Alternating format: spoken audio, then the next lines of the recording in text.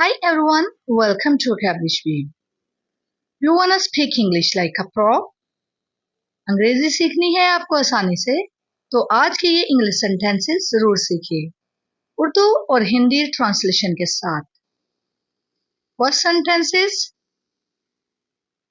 जरा सोचो, मुझे नौकरी मिल गई है। Guess what? I got the job. Guess what? I got the job.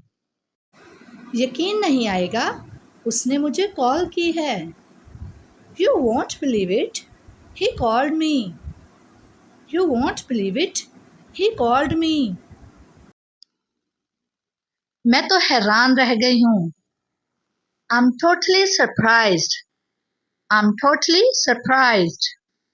Surprised, हैरान होना। वाकई ये तो कमाल की बात है।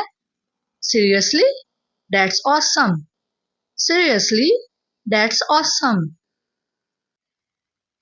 ऐसा हो ही नहीं सकता। No way.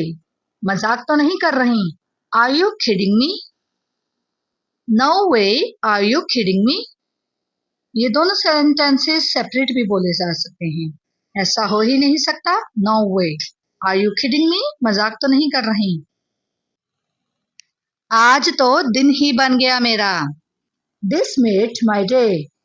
This made my day. रोज इन सेंटेंसेस की प्रैक्टिस करें और फ्लुएंट बन जाएं।